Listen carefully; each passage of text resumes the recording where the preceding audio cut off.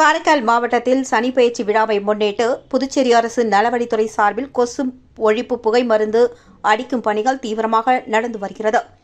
காரைக்கால் மாவட்டத்தில் திருநள்ளாற்றில் உள்ள உலக புகழ்பெற்ற ஸ்ரீ தர்பணீஸ்வரர் ஆலயத்தில் வருகின்ற 20ஆம் தேதி சனி பெயர்ச்சி விழா நடைபெற உள்ளதால் இவ்விழாவில் லட்சக்கணக்கான பக்தர்கள் பங்கேற்க வருவார்கள் என்பதால் பக்தர்கள் கூடும் பகுதிகளில் கொசு ஒழிப்பு புகை மருந்து அடிக்க வேண்டும் என்று மாவட்ட ஆட்சியர் குலோத்துங்கன் நலவழித்துறையினருக்கு அறிவுறுத்தினார்.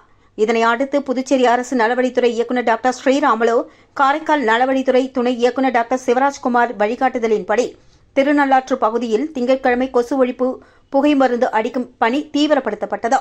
இந்த பணிகளில் மாவட்ட கொசு மற்றும் பூச்சிகளால் பரவும் நோய் தடுப்பு திட்டத்தின் தொழில்நுட்ப உதவியாளர் சேகர் மேற்பார்வையில் ஸ்ரீ சனீஸ்வர பகவான் ஆலயத்தை சுற்றியும், பக்தர்கள் தரிசனத்திற்காக செல்லும் பகுதிகளிலும், பக்தர்கள் அதிகம் கூடும் இடங்களிலும், நலதீர்த்தான் குளத்தை சுற்றியும் இந்த புகை மருந்து அடிக்கப்பட்டது.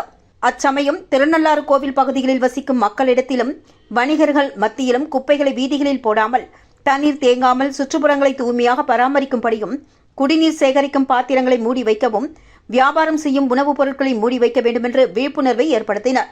இந்த பணியில் நலவழித்துறை களப்பணியாளர்கள், திருநள்ளாறு மருத்துவமனையின் சுகாதார உதவியாளர் செல்வமதன் மற்றும் கொம்யூன் பஞ்சாயத்து ஊழியர்கள் பலர் கலந்து கொண்டு பணிகளை செய்து முடித்தனர்.